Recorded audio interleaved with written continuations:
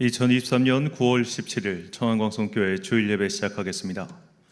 사랑과 은혜가 풍성하신 아버지 하나님, 9월의 세 번째 주일 예배를 드릴 수 있도록 변함없이 은혜를 베풀어 주시니 감사합니다. 예수 그리스도의 십자가 은혜로 하나님의 자녀로서 신분이 회복되었으니 이 감사의 고백으로 영과 진리의 예배를 드리게 하옵소서. 겸손한 자에게 은혜를 베푸시는 예수님의 이름으로 기원하옵나이다. 아멘. 사도신경으로 우리의 신앙을 고백하겠습니다. 나는 전능하신 아버지 하나님, 천지의 창조주를 믿습니다. 나는 그의 유일하신 아들, 우리 주 예수 그리스도를 믿습니다.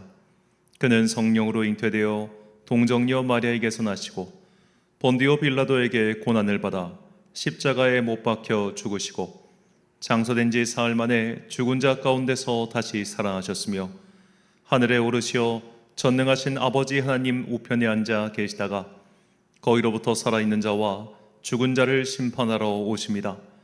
나는 성령을 믿으며 거룩한 공교회와 성도의 교제와 죄를 용서받는 것과 몸의 부활과 영생을 믿습니다. 아멘. 찬송가 15장 찬양하겠습니다.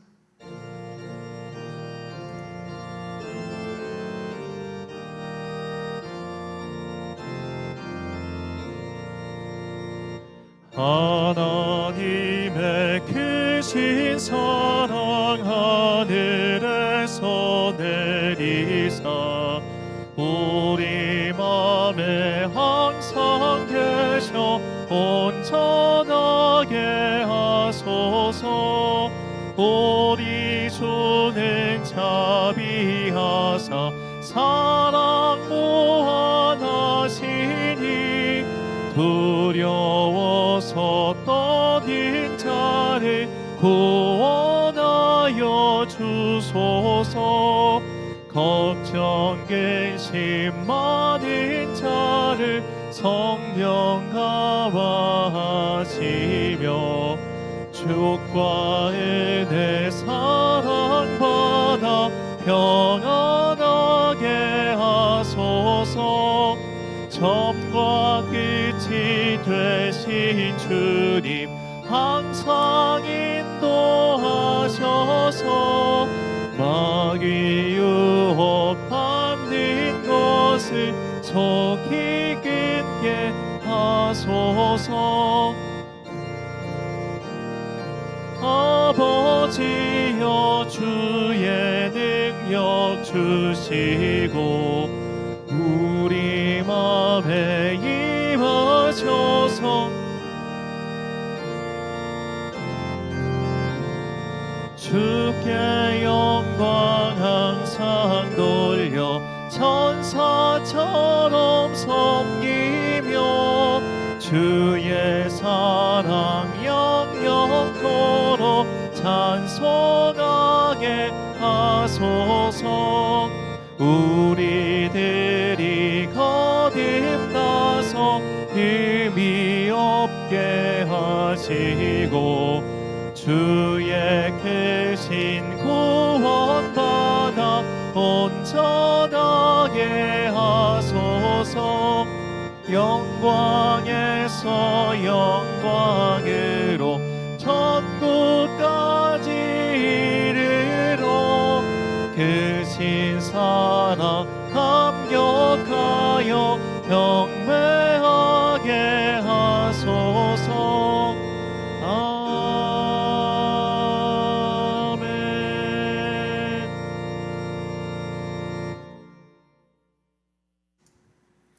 지난 한 주간 동안 하나님과 나만 아는 죄를 고백하며 침묵으로 회개의 기도를 드리겠습니다.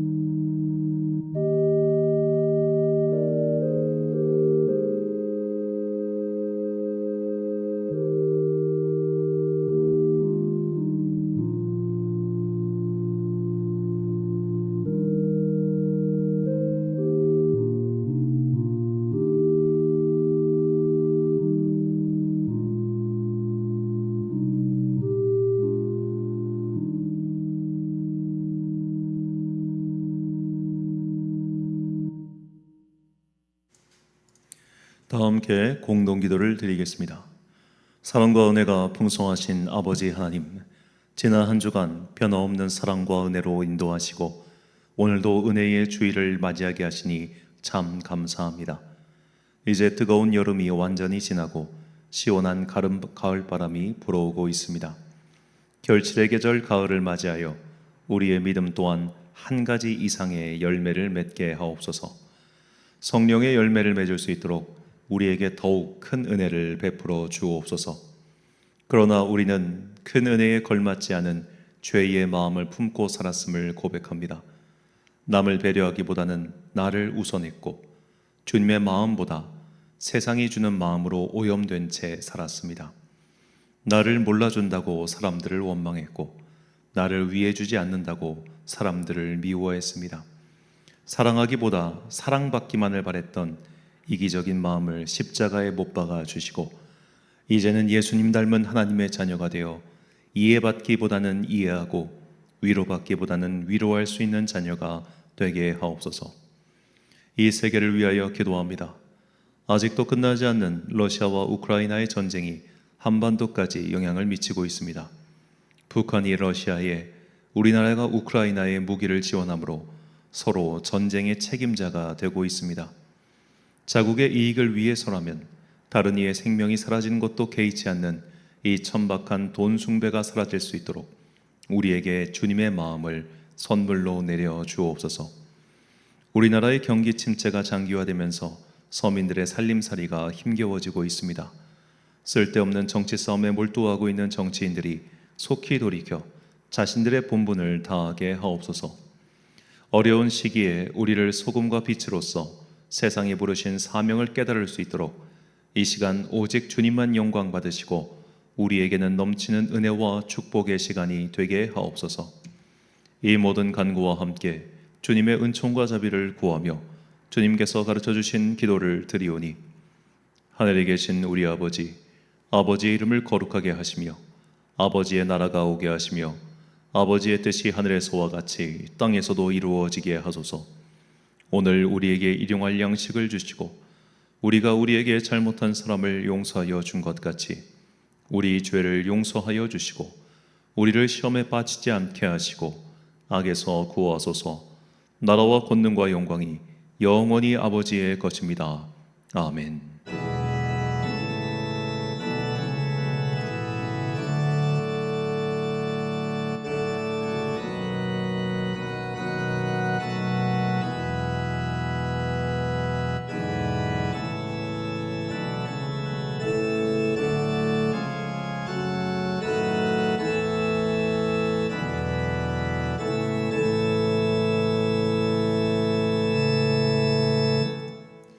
사제의 말씀 선포하겠습니다.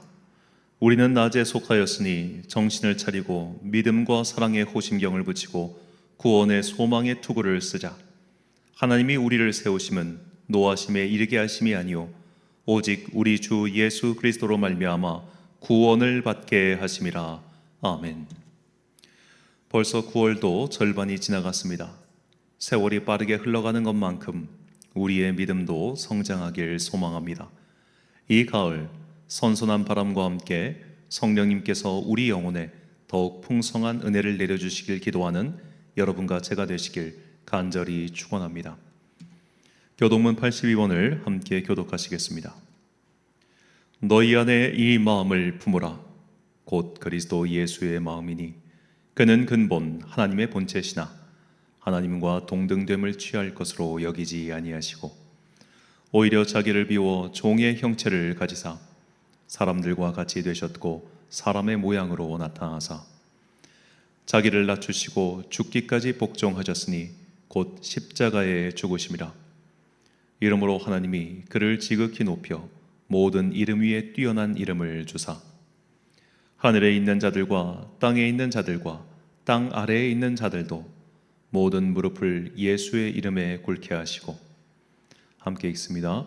모든 입으로 예수 그리스도를 주라 시인하여 하나님 아버지께 영광을 돌리게 하셨느니라.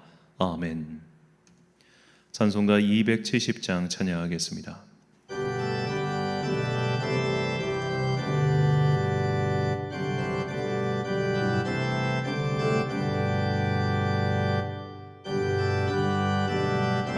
사랑과 거룩한 보혈의 공로를 우리 다 찬양을 합시다.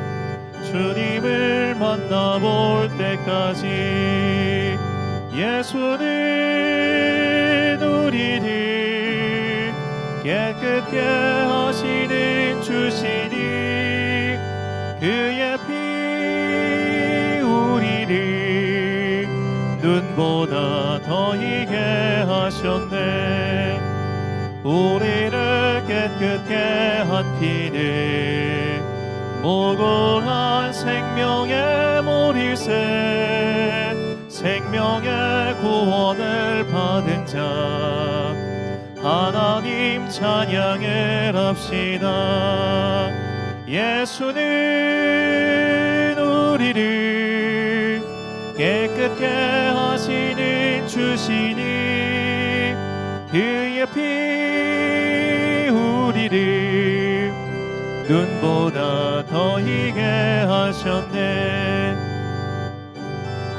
거룩한 보혈을 날마다 입으로 간증해 담대히 싸우며 나가세.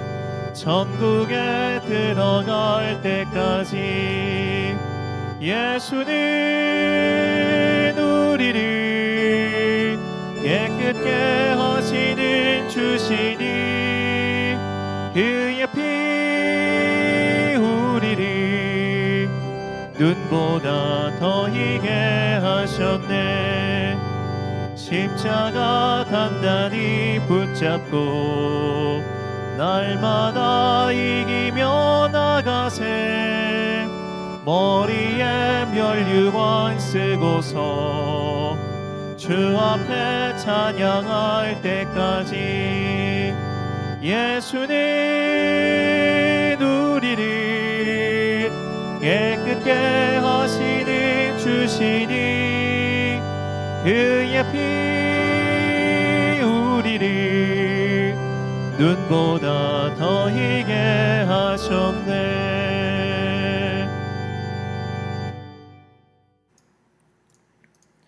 지난주 봉헌하신 분들입니다. 김종학 시장의 가정에서 주저헌금 드리셨습니다. 감사헌금 정하은 가족 드리셨습니다. 11조 헌금, 성교헌금, 건축헌금, 또 1,000번째 헌금 보시는 바와 같습니다.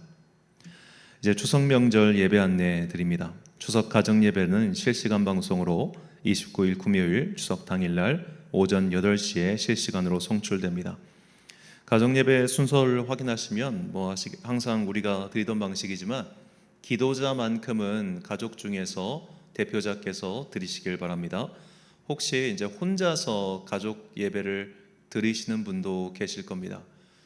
그런 분들을 위해서는 제가 또 예배 중에 대표 기도를 할 터인데 혹시 그것이 이제 함께 드린 분이 있다면 대표자를 세우시고 없다면 그 예배가 송출되는 그 기도문에 함께 하시길 바랍니다. 그리고 추석 명절 당일이 이제 금요일인데요. 금요일 저녁에도 평소와 같이 저녁 9시에 금요 기도회가 있습니다. 이 점 참고하시기 바랍니다. 드린 예물 위하여 봉헌 기도드리겠습니다. 사랑과 은혜가 풍성하신 아버지 하나님, 세월이 광음처럼 빨리 흘러가는데 우리의 믿음은 제자리 걸음을 하다 못해 퇴보하는 것은 아닌지 다시 한번 주님 앞에 부끄럽게도 고개를 숙이며 예배의 자리에 나왔습니다. 우리가 날마다 하루에 조금씩만이라도 주님의 마음을 닮아가야 하건만 우리의 마음은 오히려 더 이 세상의 파고에 휩쓸려 주님과 점점 멀어지고 있는 것은 아닌지요. 과거의 선배들이 품고 살았던 그리스도 예수를 향한 열정을 이제 믿음의 후배들인 우리가 온전히 담을 수 있도록 우리를 지켜주옵소서. 이 세상은 우리를 유혹하는 것들이 너무나 많이 있습니다. 하고 싶은 것도 많고 가고 싶은 것도 많고 먹고 싶은 것도 많습니다. 이렇게 세상은 인간의 오감을 만족시키는 방향으로 가고 있고 우리도 어느샌가 모르게 그 방향을 따라가고 있습니다. 주님, 오늘 이 시간 십자가 앞에서 우리의 영혼을 바로잡을 수 있도록 은혜를 내려 주옵소서. 우리가 머물 땅은 이 땅이 아니라 영원하신 하나님의 나라라는 것을 다시 한번 깨닫게 하시고, 그리스도 예수의 십자가 은혜로 구속받은 우리가 하나님의 자녀로서 반드시 돌아가야 할 그 나라를 꿈꾸고 소망하며 이 땅에서 최선을 다해 살아가게 하여 주옵소서. 우리는 세상에 대하여 은퇴한 자요 오직 하나님 나라의 소망을 두고 살아가는 하늘나라의 자녀임을 다시 한번 깨닫게 되는 은혜의 시간 되게 하여 주옵소서. 오늘도 주님께 귀한 예물 바치는 당신의 자녀들에게 복과 은혜를 내려 주옵소서. 우리가 이 세상에서 헛된 재물을 쌓은들 그것들은 모두 결국 메뚜기와 황충떼가 가져갈 뿐입니다.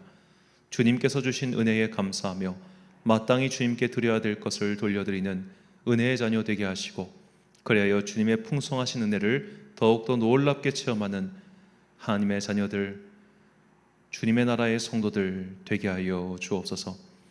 이제 주님의 말씀을 듣습니다. 이 말씀이 허망한 세상을 살아가는 우리에게 진리와 소망의 빛이 되기를 간절히 소망하오며, 이 모든 말씀 우리 구주 예수 그리스도의 이름으로 기도드립니다. 아멘.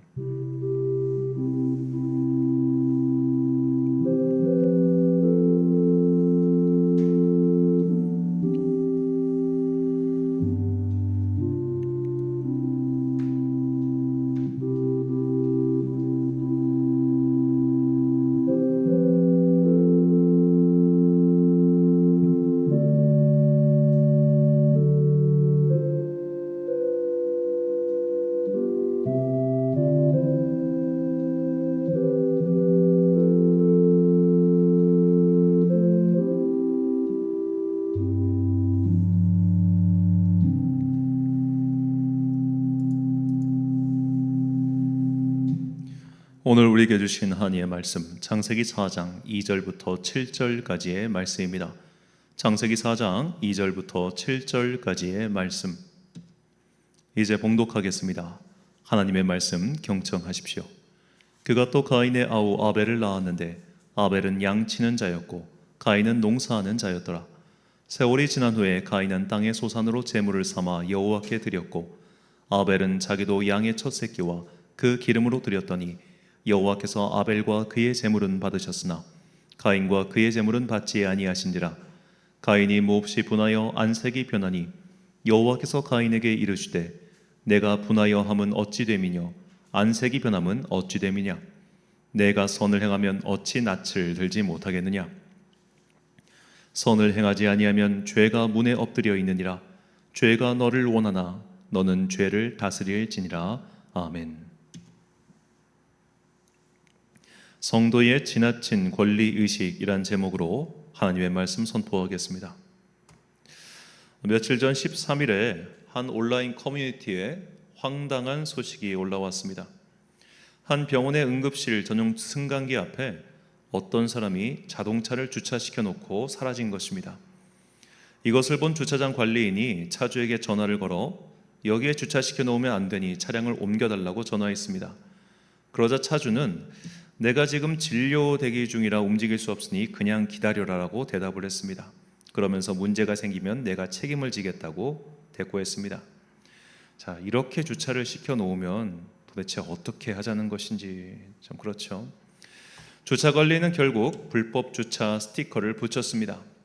그러자 나중에 차주가 그 스티커를 보고 노발대발하면서 이 주차 관리인에게 지금 당신이 이 주차 금지 불법 주차 스티커를 붙임으로써 내 차량에 손해를 입혔으니, 그러니까 재물 손괴죄를 범했다.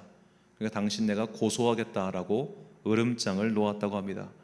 그리고 거기에 그치지 않고 자신의 일을 자신이 직접 국민신문고란 앱에 올려서 이 주차 관리인이 내 차를 이렇게 손괴시켰다고 올렸습니다.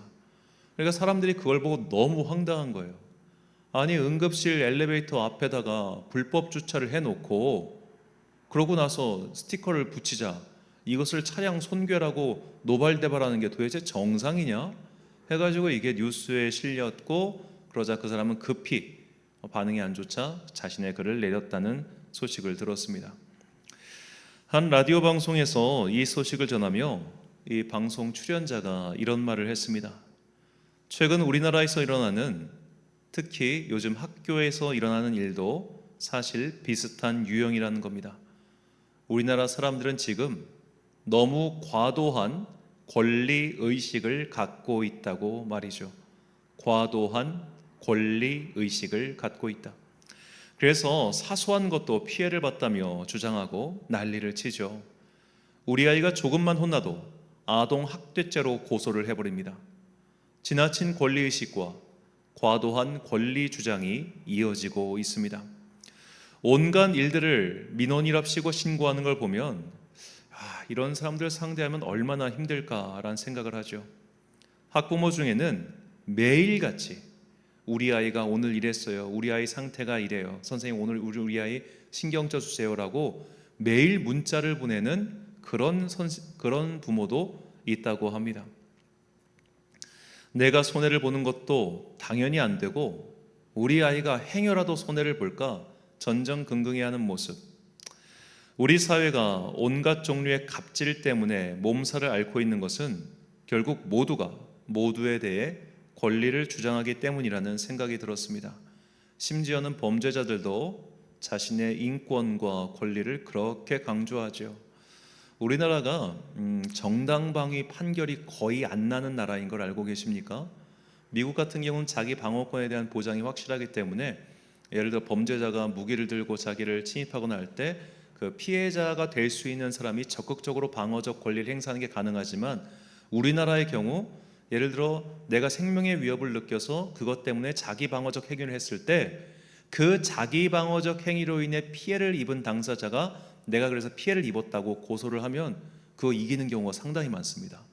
심지어 얼마 전에 한 강도가 침입해가지고 그 가게 주인이 강도를 제압했는데 그 제압하는 과정에서 내가 신체적 피해를 입었다고 그 강도가 법원에 고소를 해서 그 강도가 이겼어요. 너무 과도하게 진압했다는 이유로. 말도 안 되는 이야기가 세상에 정말 어마어마하죠. 이런 모습이 그런데 사실은 우리 믿음의 사람들, 성도들에게도 있습니다. 바로 하나님께 대한 지나친 권리 의식이죠.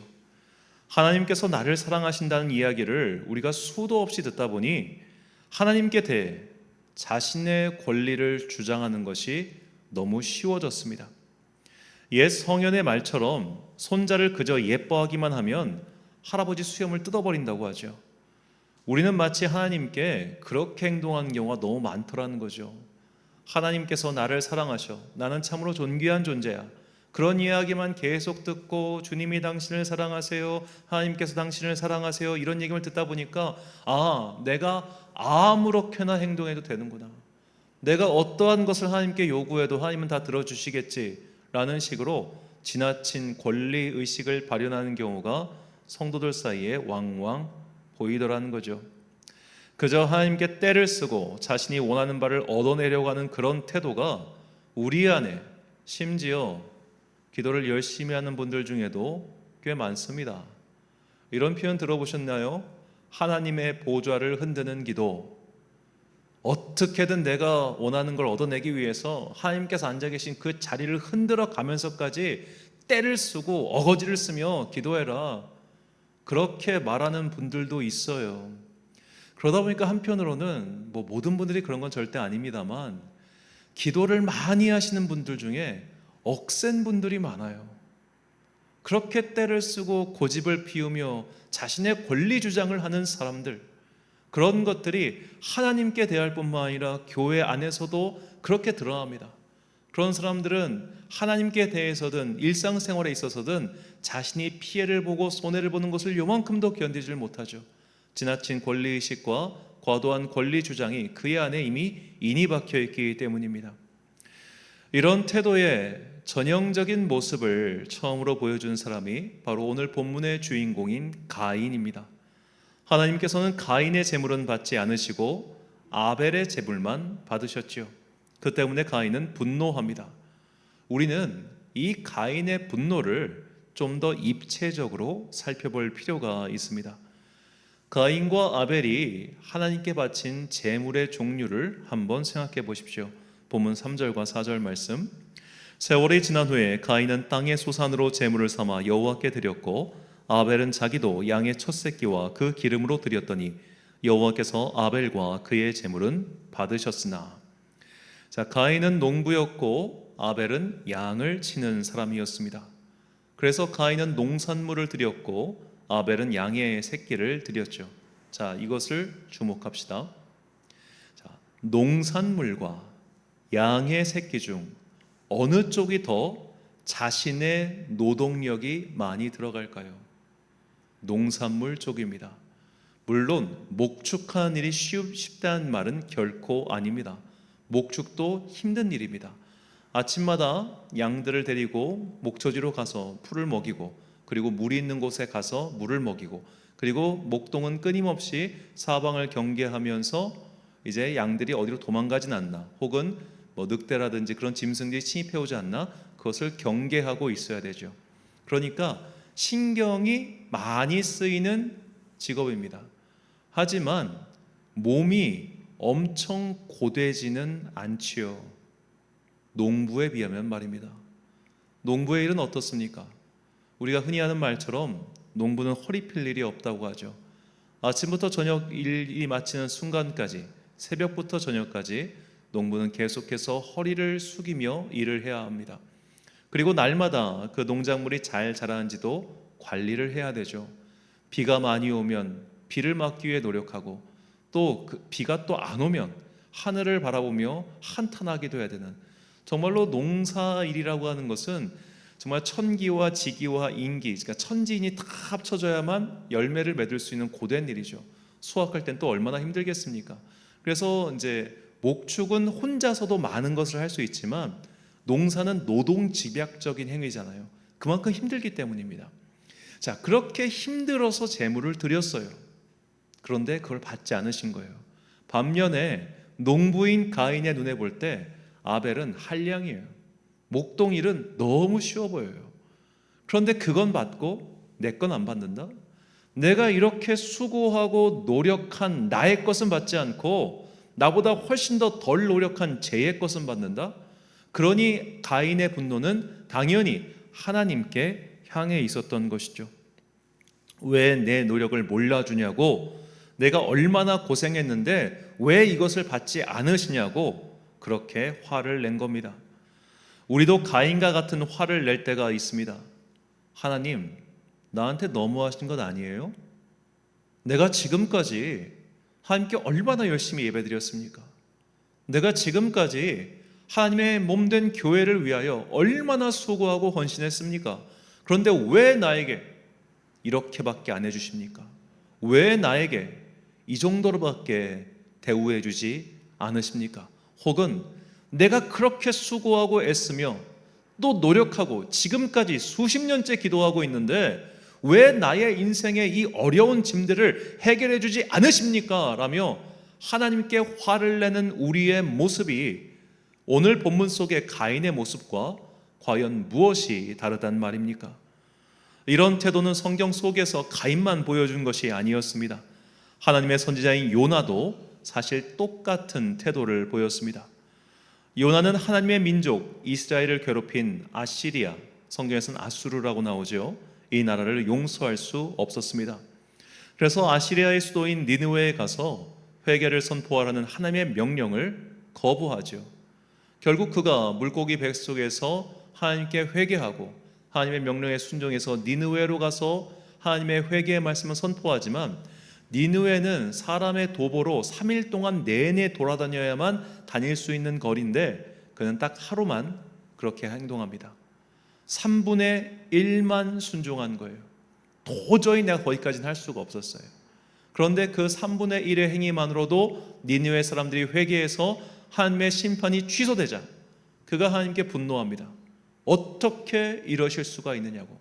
그 분노는 요나 개인의 분노가 아니라 이스라엘 민족 자체의 분노를 요나가 대변한 것이라고도 볼 수 있어요. 우리 민족이 그래도 물론 잘못도 많이 했고 물론 실수도 많이 했지만 적어도 저 이방 나라, 아예 하나님을 모르는 저 이방 나라보다는 그래도 수백 년 동안 드린 예배가 있고 수백 년 동안 드린 헌신이 있고 수백 년 동안 드린 제사가 있는데 어떻게 우리를 이렇게 홀대하시고 저들을 선대하실 수 있냐고 요나는 그렇게 대리 분노를 한 것이죠. 자, 내 뜻대로 이루어지지 않을 때, 또는 내가 그동안 한 것에 비해서 하나님께서 나에게 주신 것이 적다고 생각할 때 우리는 하나님께 섭섭함을 느낍니다. 그리고 하나님께 분노하시죠. 나에게 이러실 수는 없다. 내가 지금까지 그렇게 했는데, 더구나 하나님은 사랑이시라며, 나를 사랑하신다며, 나를 사랑하신다고 그렇게 목사가 말하고 교회가 말하고 또 성경이 말하고 있는데도 왜 이 사랑을 나에게는 주시지 않는 것인가? 내가 이처럼 이것을 원한다면, 마땅히 나를 사랑해 주신 당신이라면, 이 세상을 다스리시고 한 당신이라면 주실 수 있는 능력이 있으시니 줘야 되는 건 아닙니까? 라면서 성도의 권리를 주장하는 모습, 하나님의 자녀이니 나는 마땅히 이것을 받을 수 있다고 그렇게 권리를 주장하는 모습, 하나님께 대거리하며 화를 내는 그 모습이 오늘 우리의 모습은 아닌가요? 이런 모든 것들이 과도한 권리의식에서 나온 지나친 권리 주장이죠. 가인이 자신의 수고를 생각하지 않은 하나님께 대해 화를 냈듯이 요나가 자신의 민족을 위하여 이 가시지 않는 정말 이 분노를 하나님께 쏟아냈듯이 우리도 이렇게 하나님께 화를 내며 자신의 권리를 주장하는 잘못을 저지를 때가 있습니다. 그래서 하나님께서는 이렇게 지나친 권리의식에 휩싸인 자녀들에게 다음과 같이 말씀하고 계십니다. 본문 7절 말씀. 내가 선을 행하면 어찌 낯을 들지 못하겠느냐? 선을 행하지 아니하면 죄가 문에 엎드려 있느니라. 죄가 너를 원하나 너는 죄를 다스릴지니라. 아멘. 자, 이 성경 전체에서 죄라는 단어가 처음 나온 게 바로 이 본문입니다. 자, 여기서 나온 죄라고 번역한 히브리어는 차타인데 이는 빗나가다라는 뜻이에요. 빗나갔어요. 뭐가 빗나갔습니까? 자신의 의식, 방향 자체가 빗나가 있어요. 내가 하나님의 자녀인 건 확실해요. 그리고 하나님께서 나에게 사랑을 주셨고 또한 하나님의 자녀로서의 권리를 주신 것도 확실해요. 그런데 그 권리의 주장 방향이 빗나가 버린 거예요. 헛된 방향으로 하고 있어요. 내 욕망을 채우기 위한, 내 편의를 채우기 위한, 내 자의식을 만족하기 위한 방향으로 그 권리가 빗나가 버렸기 때문에 그들은 하나님께 화를 냈죠. 왜 이걸 주시지 않느냐고 말입니다. 그렇다면 우리가 죄에서 돌이키는 것, 죄가 우리를 지배하지 않게 하는 것은 바른 방향으로 자녀의 권리를 주장하는 겁니다. 내가 하나님께 받을 수 있는 자녀로서의 권리가 무엇인지를 명확히 깨닫고 그것을 구하는 것이야말로 우리가 품어야 할 진정한 성도의 권리의식인 것이죠. 하나님의 자녀의 정체성을 갖고 사는 일은 분명히 중요하지만 이 방향이 빗나가면 안 되는 것입니다. 우리가 하나님의 자녀로서 얻을 수 있는 권리란 내 욕심을 마음껏 행할 수 있고 내 복지를 누릴 수 있는 그런 것들이 아닙니다. 하나님의 자녀가 얻을 수 있는 권리란 바로 용서받음의 권리입니다. 우리는 하나님께 용서받을 수 있는 권리를 갖고 있습니다. 그러나 그 용서의 권리는 내가 일방적으로 하나님 나 용서해 주세요 이렇게 버르장머리 없는 태도로 구할 수 있는 권리가 아니지요. 내가 지극히 겸손한 마음, 은혜를 구하는 마음으로야만 그 권리를 얻을 수 있습니다.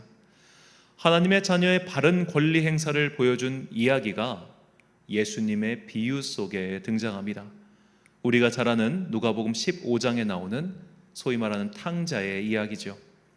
이야기의 주인공인 둘째 아들은 아버지에게 자신에게 주실 유산을 미리 땡겨달라고 간청합니다.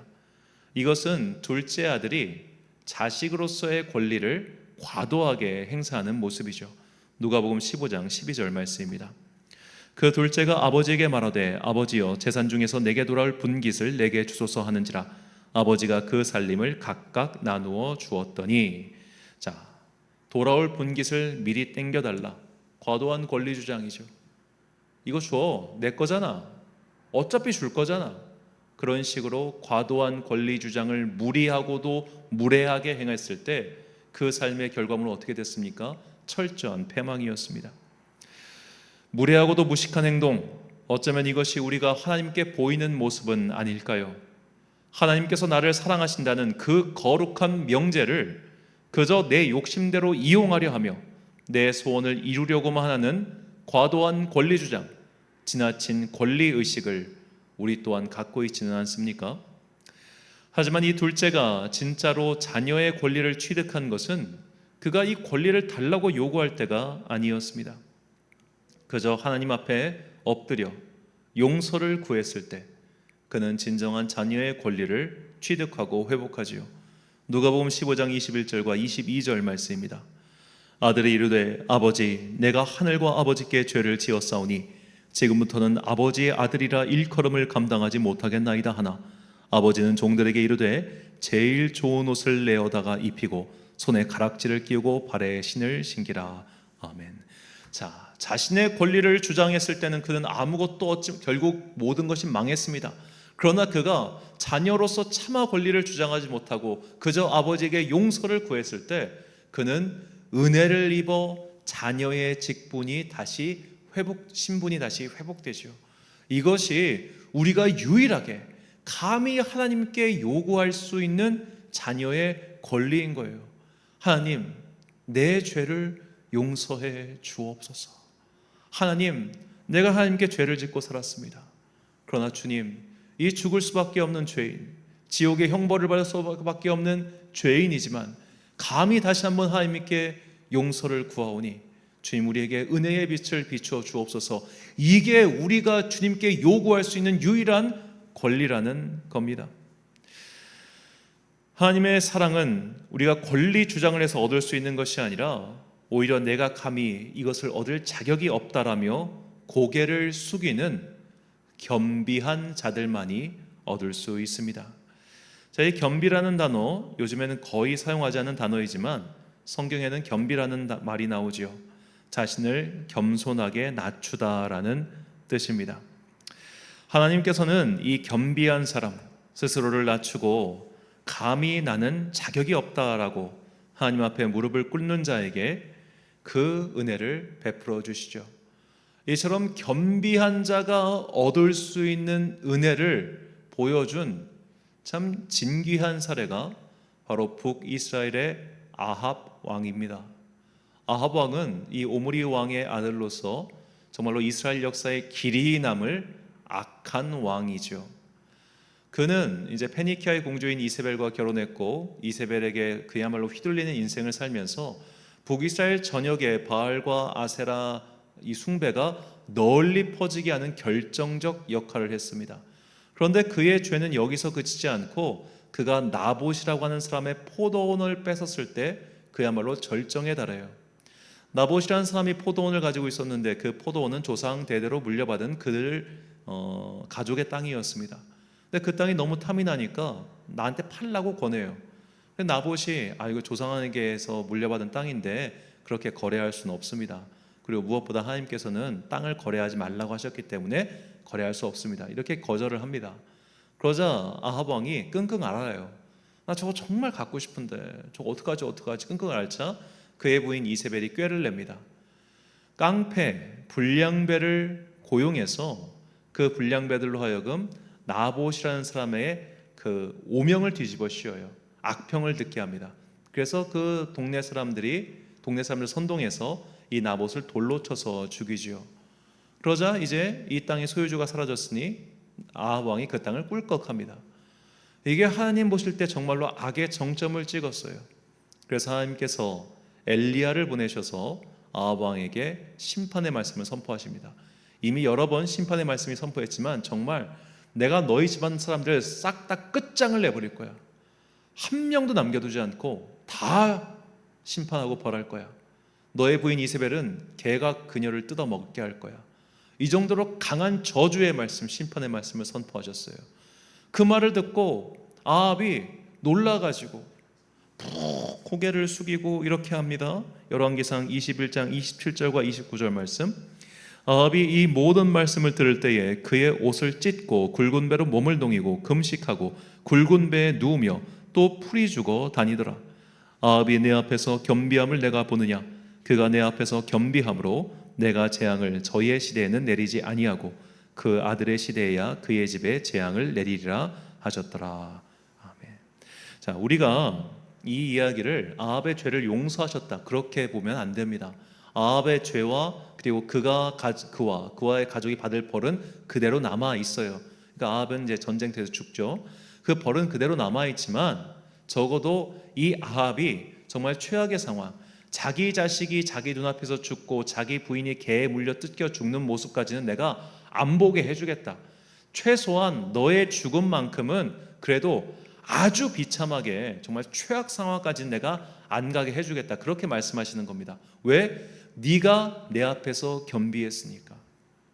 자, 정말로 악하고 악한 그 악의 대명사인 왕조차 하나님 앞에서 겸비한 모습을 보이니까 그의 죄값을 조금 낮춰주시잖아요. 이게 우리가 하나님의 자녀가 하나님께 드릴 수 있는, 하나님께 요구할 수 있는 겨우 그 놀라운 권리라는 것을 잊어서는 안 됩니다. 우리가 감히 요구할 수 있는 자녀의 권리는 용서받을 권리뿐입니다. 내가 이렇게 열심히 살았으니 이거 주세요, 저거 주세요 라고, 하나님 내가 하나님의 자녀잖아요, 나 이것도 주시고 저것도 주시고 내가 보좌를 흔드는 기도를 할 테니까 이것도 들어주세요 라고 때를 쓸 수는 없다는 거예요. 용서의 은혜, 이것이야말로 자녀의 가장 큰 권리이며 우리가 가장 적극적으로 하나님께 요청할 수 있는 것입니다. 내가 하나님의 자녀이니 나에게 한 번만 더 기회를 주십시오 라고 간절히 요청할 수 있는 권리죠. 이것 외에 나머지는 그저 너무나 부차적인 것들에 불과합니다. 죄를 미워하시는 하나님께서는 얼마든지 여전히 죄에서 떠나지 못한 우리를 외면하실 수 있고, 또 우리가 지옥불에 불탄들, 그것이 주님께 무슨 상관이 있겠습니까?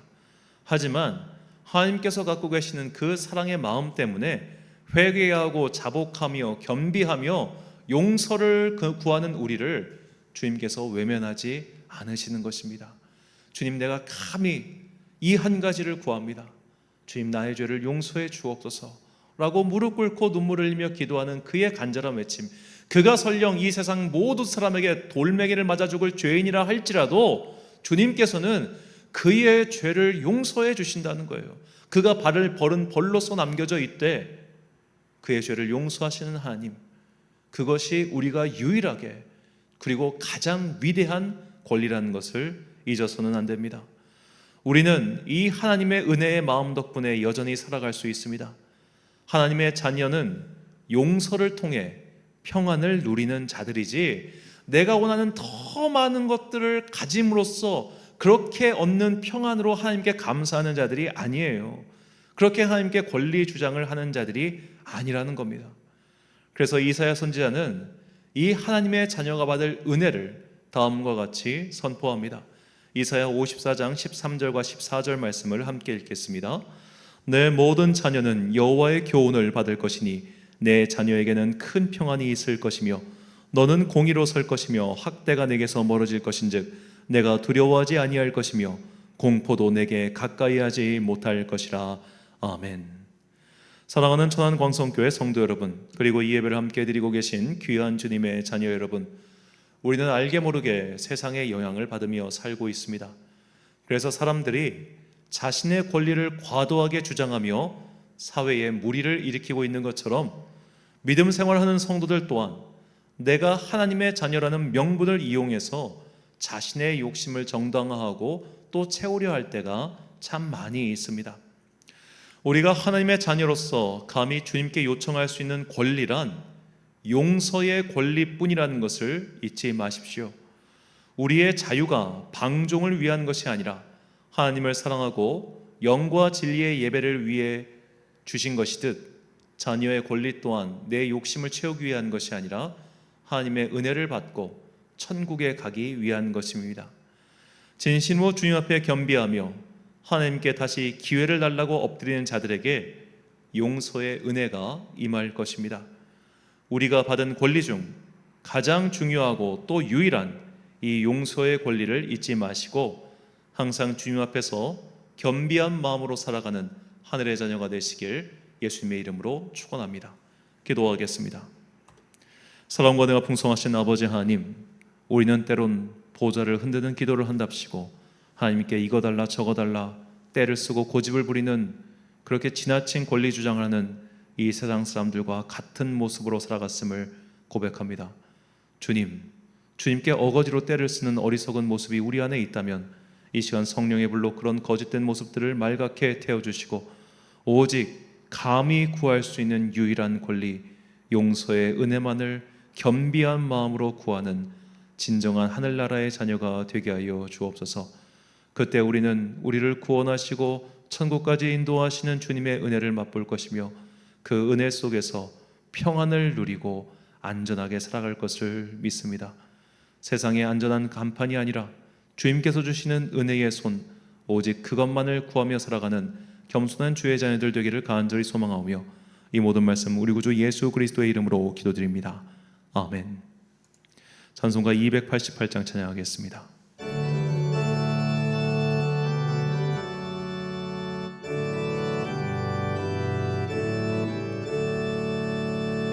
예수로 나의 구주 삼고 성령과 피로써 거듭나니 이 세상에서 내 영혼이 하늘의 영광 누리도다. 이것이 나의 간증이요 이것이 나의 찬송일세. 나 사는 동안 끊임없이 구주를 찬송하리로다. 온전히 주께 맡긴 내 영 사랑의 음성을 듣는 중에 천사들 왕래하는 것과 하늘의 영광 보리로다. 이것이 나의 간증이요 이것이 나의 찬송일세. 나 사는 동안 끊임없이 구주를 찬송하리로다. 주 안에 기쁨 누림으로 마음의 폭망이 잔잔하니 세상과 나는 간 곳 없고 구속한 주만 보이도다. 이것이 나의 간증이요 이것이 나의 찬송일세. 나 사는 동안 끊임없이 구주를 찬송하리로다.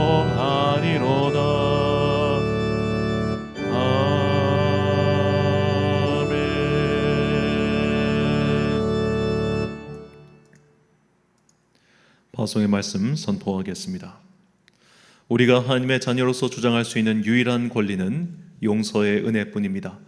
그것은 당당히 요구할 수 있는 것이 아니라 겸비한 마음으로 엎드려 간절히 구할 수밖에 없는 권리입니다. 하나님의 자녀의 정체성을 바로 세우고 하나님의 뜻에 따라 행동하는 진정한 주의 자녀가 되시길 예수님의 이름으로 축원합니다. 축도로 예배를 마치겠습니다. 지금은 우리 주 예수 그리스도의 은혜와 하나님 아버지의 놀라우신 사랑과 성령님의 교통하심이 이제 쓸데없는 것들을 구하는 허망한 주장으로부터 벗어나 오직 하나님께 우리가 구할 수 있는 그 유일한 것 용서의 은혜만을 구하며 살아가야 하다지만은 귀한 주님의 자녀들 머리머리 위에 지금부터 영원까지 함께 하시기를 간절히 축원하옵나이다. 아멘.